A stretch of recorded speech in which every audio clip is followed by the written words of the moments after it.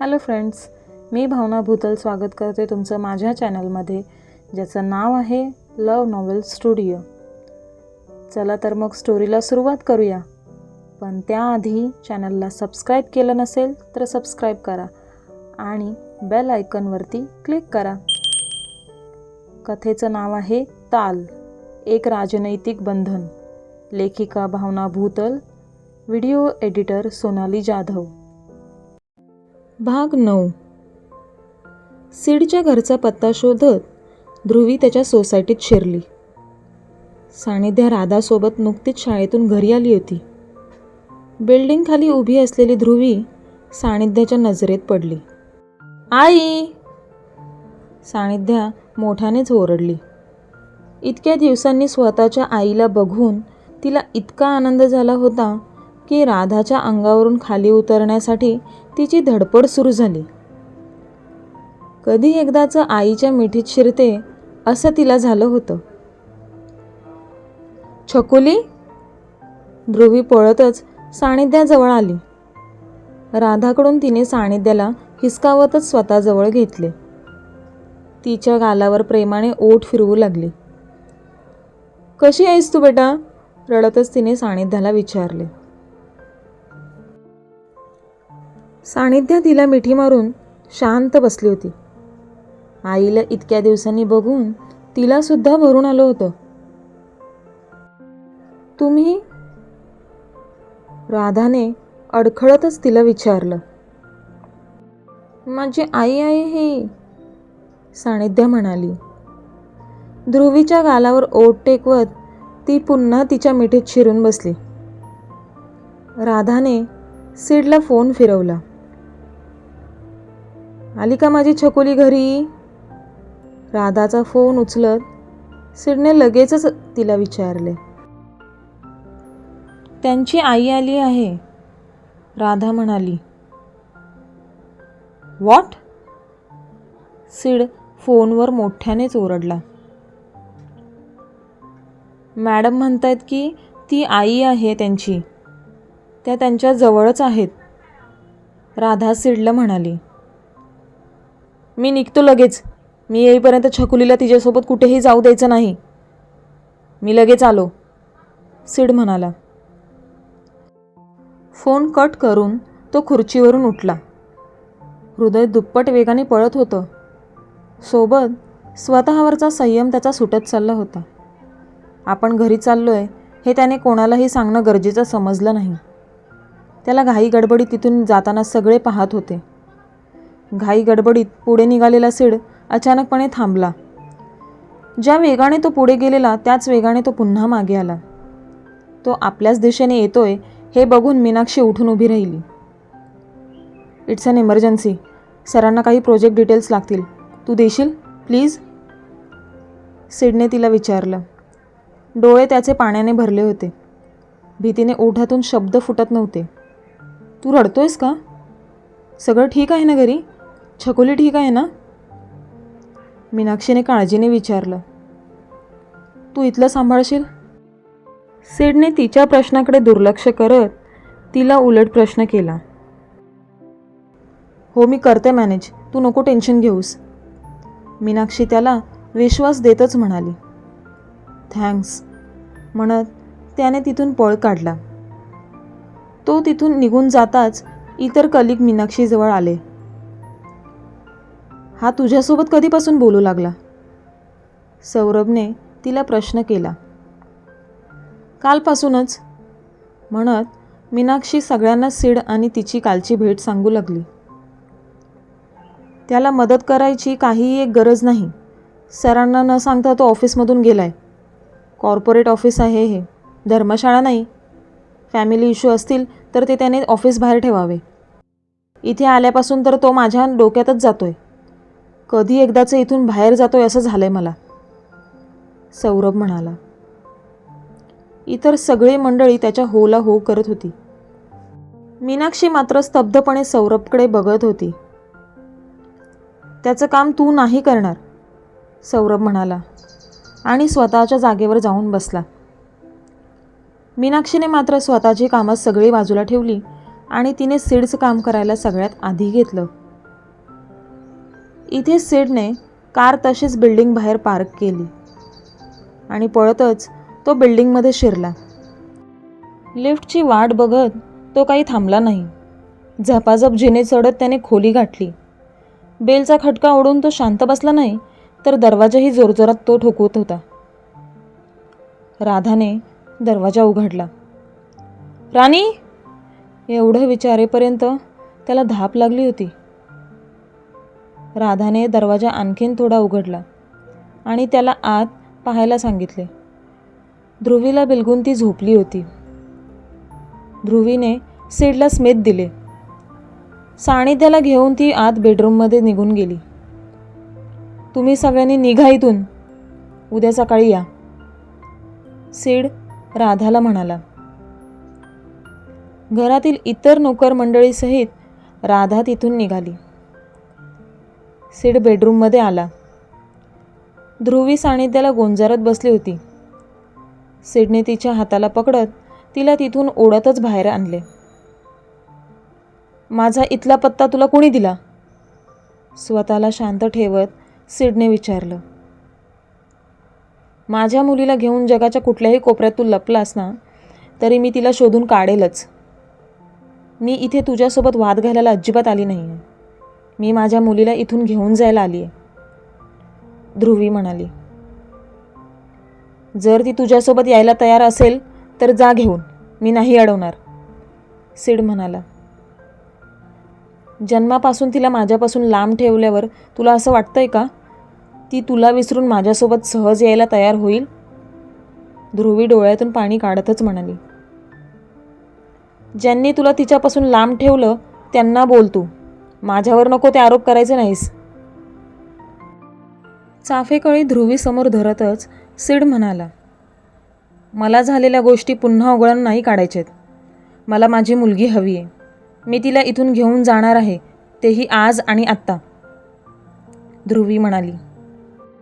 Okay, you can, सिड म्हणाला. तिच्या समोरच सोफ्यावर तो बसला.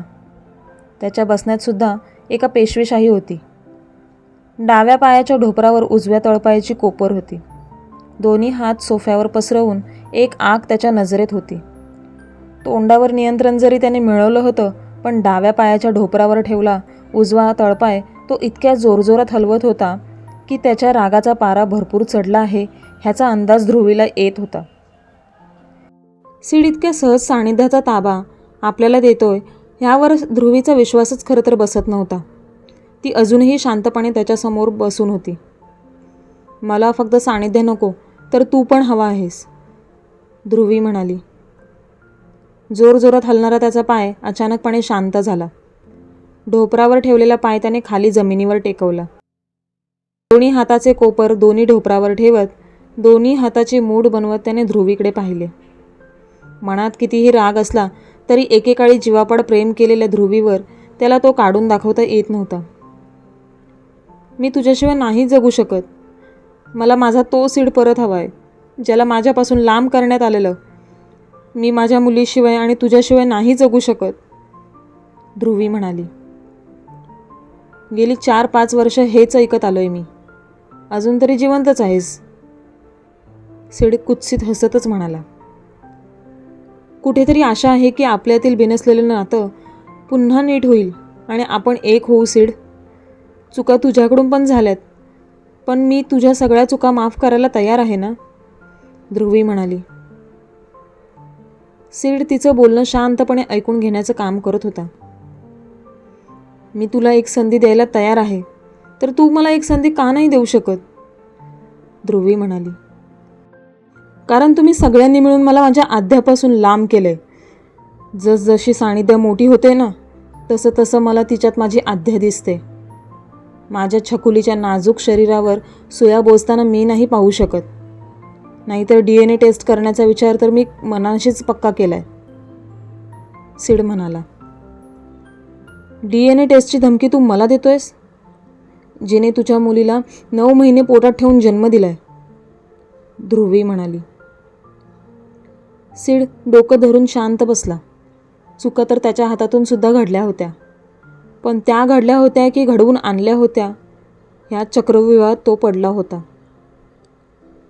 ध्रुवी सीडच्या पुढ्यात येऊन बसली. त्याचे दोन्ही हात स्वतःच्या हातात तिने पकडले. एकदा विचार कर सीड, प्लीज. त्याने तिला झिडकारलं आणि तो तिच्यापासून लांब झाला. त्याने असं झिडकारताच एक रागभरी सनक तिच्या डोक्यात गेली. तुला नाही यायचंय? मग ठीक आहे, मी सानिध्याला घेऊन जाते, म्हणत ती तिथून उठली आणि सानिध्याच्या खोलीत जाऊ लागली. सीडच्या डोळ्यात तुडुंब असं पाणी भरून आलेलं. खोल श्वास घेत त्याने स्वतःला शांत केलं. ध्रुवीने सानिध्याला उचलून घेतले. ती सीडसमोर येऊन उभी राहिली. मी हिला घेऊन जाते, म्हणत ती सीडच्या समोरून घराबाहेर पडली. ध्रुवीने सानिध्याला कारमध्ये बसवले. तिला सीट बेल्ट लावला. तिच्या केसांवरून प्रेमाने हात फिरवत ती दुसऱ्या बाजूला येऊन बसली. कुठे नेतेस तू? सानिध्यात झोपेतून जागी झाली होती. मोठ्या घरी, ध्रुवी प्रेमानेच तिला म्हणाली. बाबा? तिने विचारले. ऑफिसचं काम संपून येतो बोलला तो. तिची खोटी समजूत काढतच ध्रुवी तिला म्हणाली. सानिध्याने कारचा दरवाजा उघडला. सीट बेल्ट तिने काढून दोन्ही पाय कार बाहेर टाकले, कारण बिल्डिंग बाहेरून सीड तिच्या दिशेने पळतच येताना तिला दिसला. बाबा? सानिध्या पायावर जोर देत सीडच्या दिशेने जाऊ लागली. सीडने तिला मिठी मारत स्वतःजवळ घेतले. कम आउट, रागातच तो ध्रुवीला म्हणाला. पोलीस स्टेशन बाजूलाच आहे. ही मुलगी तुझी आहे हे प्रूव्ह कर आणि घेऊन जा हिला माझ्याकडून, सीड म्हणाला. व्हॉट? ध्रुवी मोठ्यानेच ओरडली. ही मुलगी तुझी आहे हे तू प्रूव्ह कर. मी लीगली हिची कस्टडी तुझ्याकडे सोपवतो. माझ्या पिल्लूच्या जीवावर उठलेली तू तिची आई होऊच शकत नाहीस, ह्याची खात्री आहे मला, सीड म्हणाला. संपूर्ण पेशवेजीतला माहिती आहे की ही तुझी आणि माझी मुलगी आहे. तुला असं वाटतं का तुझ्या घरच्यांची इज्जत मी पोलीस स्टेशनमध्ये घालवू? असं काही केल्यावर अण्णा कसे रिॲक्ट होतील हे तुला वेगळं सांगायला नको, ध्रुवी सीडला भीती दाखवतच म्हणाली. जोपर्यंत तू ते सगळं प्रूव्ह करत नाहीस तोपर्यंत मी हिला तुझ्यासारख्या मुलीकडे नाही सोपवू शकत. तुझ्याकडे पूर्ण दिवस आहे. पुण्यावरून तुझे हिच्या डिलिव्हरीच्या टाईमचे सगळे रिपोर्ट्स तू मागवून घे. पोलीस स्टेशनला माझ्यासोबत चल, तिथे ते दाखव आणि हिला घेऊन जा. मी नाही अडवणार, सीड म्हणाला. तिच्या कारच्या बाजूलाच असलेल्या स्वतःच्या कारमध्ये त्याने सानिध्याला बसवलं. सानिध्या डोळ्यात पाणी आणत ध्रुवीकडे बघत होती. सीडची कार पुढे जाणार तो तिने त्याला अडवलं. सीड वेट. आले पण डॉक्युमेंट? सीडने विचारलं. डॉक्युमेंट कुठून आणू मी सीड? चार चौकात इज्जत जाऊ नये म्हणून तुझ्या घरच्यांनी माझी डिलिव्हरी घरीच केलेली, ध्रुवी रडतच सीडला म्हणाली. ओ सिरियसली? मग तर जिने तुझी डिलिव्हरी केली तिला इथे घेऊन ये तू. आपण तिला घेऊन पोलीस स्टेशनला जाऊयात, सीड दात चावतच ध्रुवीला म्हणाला. सीड असं का वागतोयस तू? माझ्या मुलीला इथून घेऊन जाण्यासाठी पुरावे मागतोयस तू? ध्रुवीने रडतच तिला विचारले. डाऊट आहे म्हणून पुरावे मागतोय, सीड म्हणाला आणि त्याने गाडी तिथून सुसाट वेगाने पळवली. आई! सानिध्या रडतच ध्रुवीला आवाज देऊ लागली. ध्रुवीसुद्धा सीडच्या गाडीमागे पळत होती. तू खूप बॅल बाबा आहेस, सानिध्या रडतच सीडला म्हणाली. बच्चा, बाबा तुझ्यासाठी करतोय हे सगळं आणि तू बाबाला बॅड बोलते. बाबा हर्ट बेटा, सीड सानिध्याची समजूत काढतच म्हणाला. मला आई पाहिजे. तू तिला का ललवलंस? तू बॅड आहेस. मी तुझ्यासोबत नाही बोलणार. मी कट्टी आहे तुझ्याशी, सानिध्या रडतच म्हणाली. सीड तिला प्रेमाने जवळ घेऊ लागला, पण सानिध्याने त्याचे हात झिडकारले, अगदी तसेच जसं त्याने ध्रुवीला झिडकारलं. सीडचे डोळे पाण्याने भरले. खूप साऱ्या गोष्टी डोक्यात घर करू लागल्या. तुला तुझ्या आईसोबत जायचंय? मग ठीक आहे, मी सोडतो तुला तुझ्या मोठ्या घरी. मला पण नको तू. मी माझ्यासाठी दुसरी परी शोधेल आणि तिच्यासोबत मी राहील इथे, सीड रडतच म्हणाला. सानिध्याने सीडकडे पाहिले. स्वतःवर नियंत्रण असं त्याचं होत नव्हतं, तसं त्याने गाडी बाजूला घेतली. स्वतःच्या नशिबाला दोष देत तो स्टेअरिंगवर डोकं ठेवून रडू लागला. नको ना ललू. सानिध्या त्याच्या पाठीवर प्रेमाने हात फिरवत त्याला शांत करतच म्हणाली, मी काय नाही करत तुझ्यासाठी ते सांग, जे तुला त्या लोकांची आठवण येते पिल्लू. माझी आई, माझे बाबा, माझा सगळा परिवार सोडून मी तुझ्यासोबत इथे आलोय. तू लहान आहे यार, मी तुला कसं समजावू मलाच कळत नाही आहे. सीड डोकं धरून स्वतःला शांत करू लागला. शॉली. सानिध्या कान धरत सीडला म्हणाली. कामावरून मीनाक्षीचा फोन सीडला येऊ लागला. त्याने तिचा फोन कट केला आणि गाडी थेट स्वतःच्या ऑफिसच्या दिशेने वळवली. सानिध्याच्या पायातील लेग क्लिपर काढत त्याने गाडीत ठेवले. तिला उचलून घेत तो लिफ्टमध्ये शिरला. बाबा. सानिध्या सीडचा चेहरा उंजळीत पकडत त्याला प्रेमाने आवाज देऊ लागली. सीड तिच्याशी बोलत नव्हता. आय लव्ह यू, सानिध्या म्हणाली. ती पहिल्यांदाच आपल्याला असं काही बोलते हे बघून सीडचे डोळे मोठे झाले. काल राजला फोनवर बोलताना तिने ऐकलं होतं. त्याची ती नक्कल उतरवत होती हे त्याच्या लक्षात आलं. I love you my sweet heart म्हणत तिने सीडच्या गालावर ओठ टेकवले. बाबा बॅड आहे ना, सीडने विचारलं. सानिध्याने नाही म्हणून मान डोलवली. तुला मोठ्या घरी जायचंय ना, सीडने घाबरतच तिला विचारले. सानिध्या मान खाली घालून बसली. हो बोललो तर बाबा रागवेल म्हणून तिने जबरदस्ती म्हणून नाही म्हटले. तिच्या नाजूकशा मनासोबत सीडला खेळायचं नव्हतं. बाबा तुला सोडेला तिथे? बाबा पण खूप दमला एकटा राहून, म्हणत सीडने तिच्या कपाळावर ओठ टेकवले. लिफ्ट येऊन 22व्या मजल्यावर थांबली. सीडच्या हातात दिसणारी त्याची गोंडस परी बघता सगळेच उठून उभे राहिले. हॅलो माऊ. मीनाक्षी दिसताच सानिध्याने तिला आवाज दिला. अरे वा, आज तू बाबाच्या ऑफिसमध्ये आली. मीनाक्षीने सानिध्याला स्वतःकडे घेतले. सगळीच मंडळी मीनाक्षीच्या डेस्कवर चॉकलेट घेऊन गोळा झाली. फॉर्मॅलिटी म्हणून सौरभसुद्धा गेला. तू आज मला अशी का दिसतेस?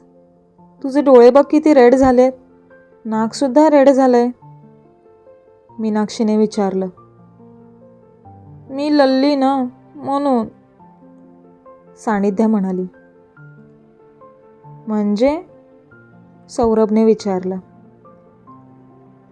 ए बाबा, सानिध्या खोटं खोटं रडून दाखवू लागली. रडतेस का? सौरभने विचारलं. तेच मला बोलायचं होतं, मी लल्ली ना अशी म्हणून मी लेल्लेल झाली, सानिध्या म्हणाली. तसं सगळे हसू लागले. खूप क्यूट क्यूट बोलतेस ग तू, सौरभ तिचे गाल ओढतच म्हणाला. मला पाणी पाहिजे, सानिध्या म्हणाली. मीनाक्षीने तिला पाण्याचा ग्लास दिला. मला बाबाजवळ शोल ना, सानिध्या मीनाक्षीला म्हणाली. हा बघ, हा सौरभ काका आहे, हा तुझ्या बाबाच्या बाजूला बसतो, हा सोडेल तुला तिथे, मीनाक्षी म्हणाली.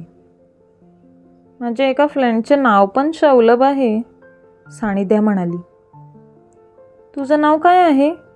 तू तर सांगितलंच नाहीस, सौरभ म्हणाला. चकुली, पली, लानी, गुंडी आणि खूप काही, सानिध्या म्हणाली. बट तुझं खरं खरं नाव काय आहे? मीनाक्षीने विचारलं. शीड, माझं खलं नाव काय आहे? सानिध्याने विचारलं. सानिध्या, सीड म्हणाला. वाव, छान आहे, मीनाक्षी म्हणाली. सौरभ, तू मला शील्डजवळ सोडतोयस ना? सौरभजवळ दोन्ही हात पसरत ती म्हणाली.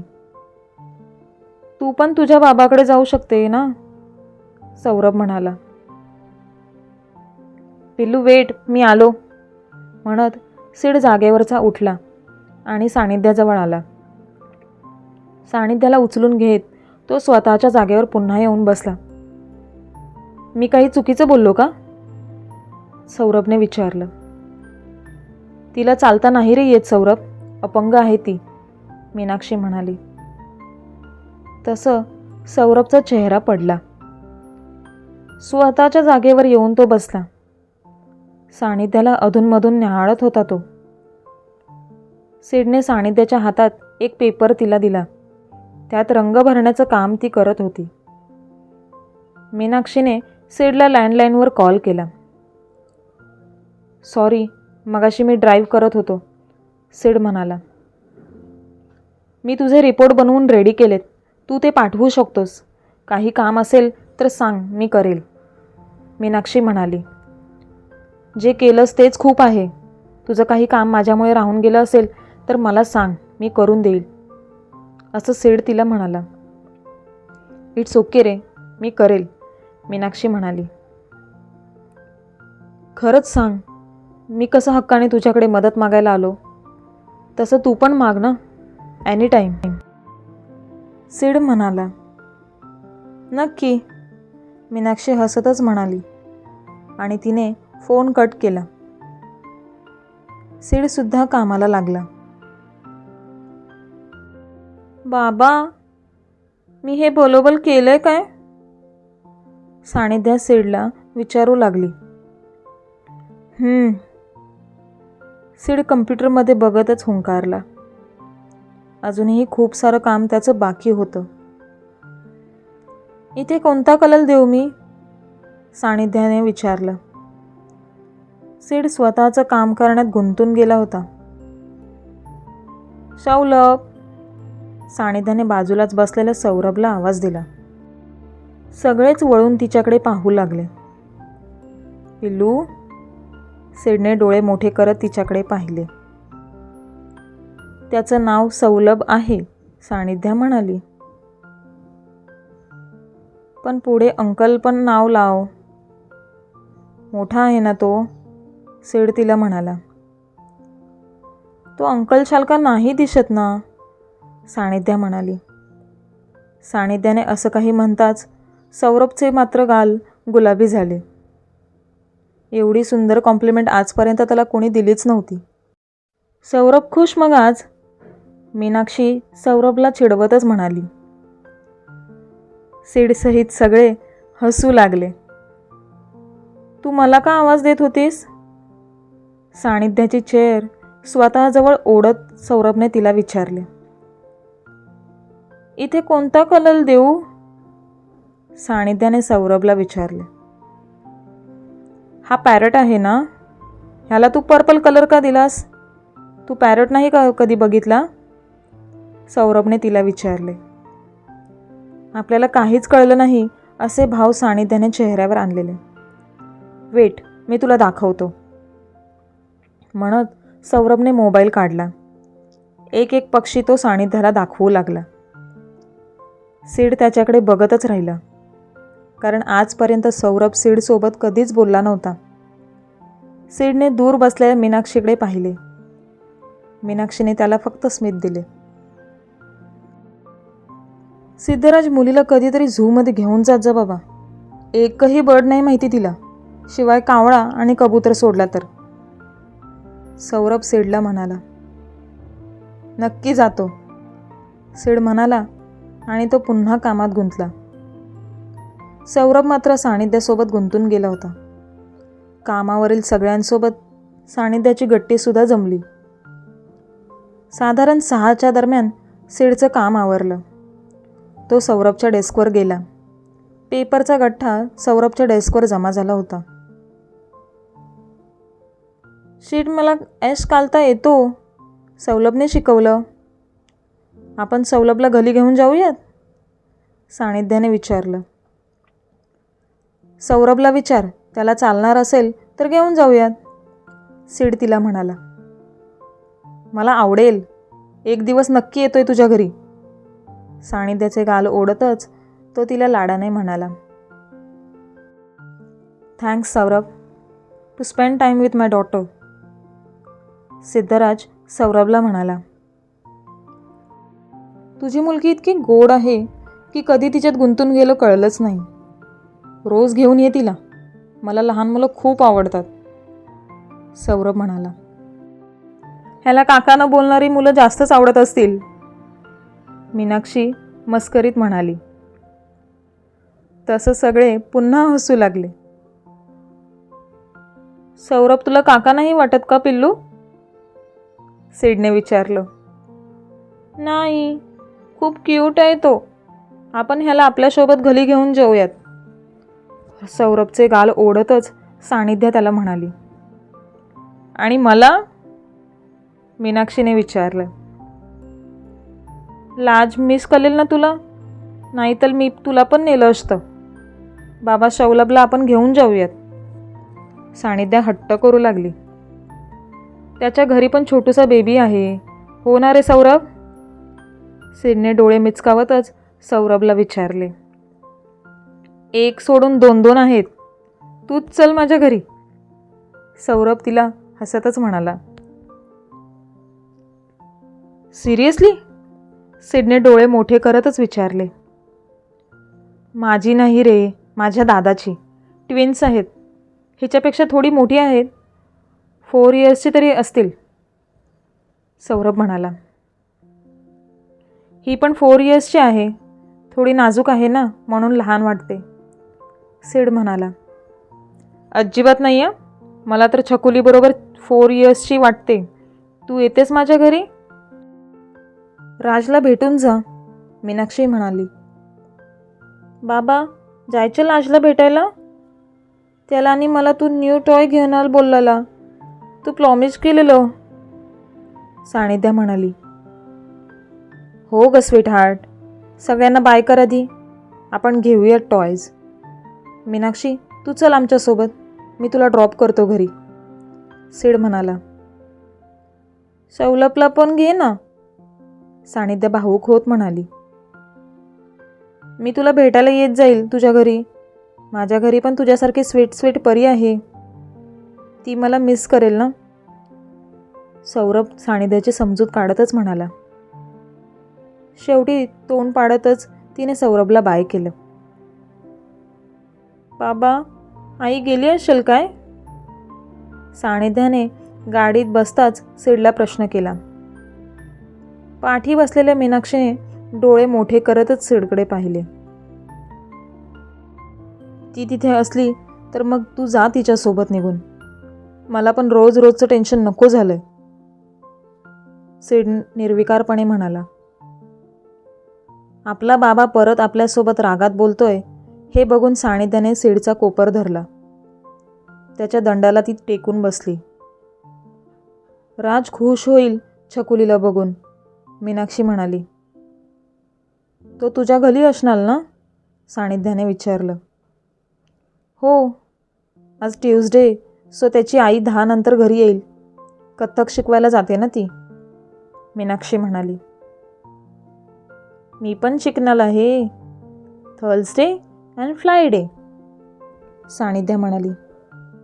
अरे वा, मीनाक्षी तिला प्रोत्साहन देतच म्हणाली. मला येतं पण थोलं थोलं, मी तुला दाखवू, सानिध्याने विचारलं.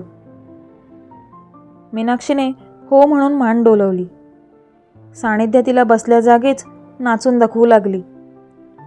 गाडीत दोघींच्याही गप्पा गोष्टी सुरू झाल्या. सीडने गाडी एका टॉय शॉपजवळ थांबवली. सानिध्यासाठी भरमसाठ खेळणी त्याने घेतली. गाडीची डिक्की सानिध्याच्या खेळणीने भरली, तर राजसाठी मीनाक्षीने आणि सीडने दोघांनी मिळून खेळणी घेतली. मागची अर्धी सीट राजच्या खेळणीने भरली होती. गाडी मीनाक्षीच्या घराजवळ येऊन थांबली. छकुली, राज मोठ्यानेच खिडकीतून ओरडला. लाज. सानिध्या जोरजोरात टाळ्या वाजवू लागली. राजला बघून तिला खूप आनंद झाला होता. तुला काल घेतली बाबाने, ती खालूनच ओरडत त्याला सांगू लागली. खरंच? राजसुद्धा खिडकीतून ओरडला. हो, आणि खूप सारे टॉय पण घेतलेत, सानिध्या पुन्हा ओरडत म्हणाली. खरंच?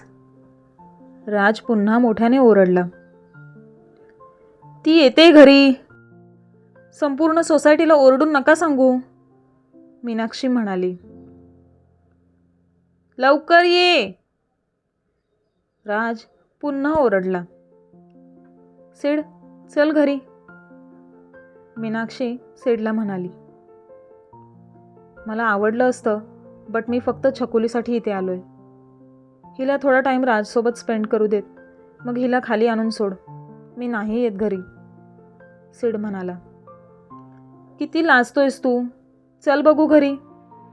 मीनाक्षीने त्याचा हात पकडत त्याला ओढतच घरी आणले. मम्मी, हा माझा सिनियर आहे. ही ह्याची छकोली. आत्ता गरमागरम चहा टाक बघू, मीनाक्षी आईवर हुकूम सोडतच म्हणाली. बसा ना. मीनाक्षीच्या घरचे सीडची उठबस करू लागले. छकुली, तू दूध पिणार ना, मीनाक्षीने विचारलं. माऊ, चॉकलेट सिरप टाकून दे दूध तिला, तिला आवडेल. पण चॉकलेट सिरप मी टाकणार, म्हणत राज किचनमध्ये पळाला. राज, सकाळीच दुधाचा टोप तू उपडी घातलायस हा? जराशासाठी वाजता वाजता राहिलास. गरम गरम दूध अंगावर पडून घेतलं असतंस, म्हणत मीनाक्षीची आई आतमध्ये पळाली. खूप छळतो तो माझ्या आईला, मीनाक्षी म्हणाली. लुडबुडतच राज हातात दुधाचा ग्लास घेऊन सानिध्याजवळ आला. राज, पाडशील रे, म्हणत मीनाक्षीची आई सुद्धा त्याच्या मागोमाग किचनमधून बाहेर आली. मी मोठा झालाय ग, मी नाही पाडत. तू बाबाला चहा कर बघू, आणि सोबत खायला काहीतरी आण, राज म्हणाला. आणते हा, म्हणत मीनाक्षीची आई पुन्हा आत गेली. सीड डोळे मोठे करत मीनाक्षीकडे पाहू लागला. मीनाक्षीने त्याला राजकडे बघ म्हणून सांगितले. एक मोठासा टेबल त्याने सानिध्याजवळ सरकवत आणला. बाजूला ठेवलेला ग्लास त्याने त्या टेबलावर ठेवला. 1 मिनिट, मी आलो, म्हणत तो पळत आत गेला. ज्या वेगाने तो आत पळत गेला त्याच वेगाने तो पळत बाहेर आला. टेबलवर ठेवलेल्या दुधाच्या ग्लासात त्याने चॉकलेट सिरप टाकले. थोडेसे चॉकलेट सिरप त्याने स्वतःच्या तोंडात सुद्धा टाकले. यम्मी लागतो, तू टेस्ट करणार, राजने विचारलं. सानिध्याने मान डोलवली. आ कर बघू, तो म्हणाला. तिने आ करताच त्याने काहीसे सिरप तिच्या तोंडात टाकले. दूध पण असंच टेस्टी लागेल, टेस्ट कर, म्हणत त्याने दुधाचा ग्लास सानिध्याच्या ओठांवर धरला. सानिध्याने ग्लास रिकामी करून ओठांवरून हात फिरवला. राजने तिच्या हातातून ग्लास काढून घेतला आणि पळतच तो आत जाऊन ठेवला. आतून पुन्हा पळत तो बाहेर आला. टीपॉय सरकवत त्याने सीडच्या पुढ्यात ठेवलं. आतमध्ये जाऊन फरसाण आणि बिस्किटांनी भरलेली प्लेट त्याने सीडसमोर ठेवली. किती काम करशील रे, म्हणत सीडने त्याला स्वतःजवळ ओढले आणि त्याच्या गालावर ओठ टेकवले. तू खरंच माझ्यासाठी टॉय आणलेस, राजने त्याला विचारले. हो, हे बघ ना, म्हणत सीडने त्याच्या हातात खेळण्यांची पिशवी सोपवली. छकुली, ये इथे, आपण खेळूयात, म्हणत राज एका सोप्यावर बसला. मीनाक्षीने सानिध्याला उचलून राजच्या बाजूला बसवले. दोघेही नवीन खेळणी खेळण्यात अगदी गुंतून गेले होते. हा तुझ्याच घरी असतो का? सिडने विचारलं. हो, माझ्या मम्मीचा वेळ नाही जात ना, म्हणून आम्ही छोटीशी बेबी सिटिंग सुरू केली आहे. बट फक्त आणि फक्त राजसाठी. ह्याचे पैसे आम्ही नाही घेत. त्याच्या आईला कोणाची तरी गरज आहे आणि माझ्या मम्मीलासुद्धा लहान मूल खूप आवडतात, म्हणून फक्त हे चालू केलं आहे. त्यात आमच्या राजचा त्रास अजिबात नाही. तू बघितलंस किती शहाणा आहे ते. माझे पप्पा खाली गेलेत, नाहीतर आमच्या आधिराजचं कौतुक करेपर्यंत ते काही शांत बसतच नाहीत, मीनाक्षी म्हणाली. सीडसाठी गरमागरम चहा घेऊन मीनाक्षीची आई बाहेर येऊन बसली. सीड राजसोबत रुळलेल्या सानिध्याला बघत राहिला. सानिध्या अशीच बिझी राहिली तर तिला ध्रुवीची आठवण अजिबात येणार नाही, असा विचार सीडच्या मनात घर करून गेला. पण मीनाक्षीकडे ह्या बाबतीत बोलण्यात त्याला संकोच वाटत होता. आता आलात आहात तर जेवून जावा, मीनाक्षीची आई म्हणाली आणि सरळ आत निघून गेली. जेवण अजिबात नको हां, मी निघतो, सीड म्हणाला. जेवून जावा ना प्लीज, राज म्हणाला. नंतर कधीतरी, सीड त्याला स्मित देतच म्हणाला. तू जेवून जातोयस. आमचं जेवण रेडी होईपर्यंत मस्तपैकी मॅच बघतो. इंडिया वर्सेस ऑस्ट्रेलिया आहे आज. मी मम्मीला थोडीशी मदत करते. टी व्ही चालू करून रिमोट सीडच्या हातात सोपवत मीनाक्षी म्हणाली. माऊ, मी पण इथेच जेवेल. आईला सांग तसं तू, राज म्हणाला. हो, मीनाक्षी म्हणाली. मीनाक्षीच्या घरी जेवणाचा घाट घालण्यात आला होता. जेवण अतिशय रुचकर होतं. त्यात मीनाक्षीच्या आईवडिलांसोबतच्या गप्पा तर त्या जेवणात चार चांद लावत होत्या. सानिध्या तर अगदी गुंतून गेली त्या घरात. तिला तिथून निघावंसं वाटतच नव्हतं. सीडने कशीबशी तिची समजूत घातली आणि तो तिला मीनाक्षीच्या घरातून घेऊन बाहेर पडला. मीनाक्षी त्याला सोडायला कारपर्यंत आली. सोबत राजसुद्धा होता. छान वाटलं मला तुझ्या घरच्यांना भेटून, सीड म्हणाला. तू घरी आलास हे बघून माझ्या घरच्यांना आणि मलासुद्धा छान वाटलं. येत जा असं घरी. छकुलीला इथे आवडत असेल तर तिला इथेच सोडत जा, मीनाक्षी म्हणाली. अगं मी पण तुला तेच विचारणार होतो, सीड म्हणाला. म्हणजे, मीनाक्षीने विचारले. क्रमशः. काय मग मित्रांनो, कसा वाटला आजचा भाग हे कमेंट करून नक्की कळवा. धन्यवाद.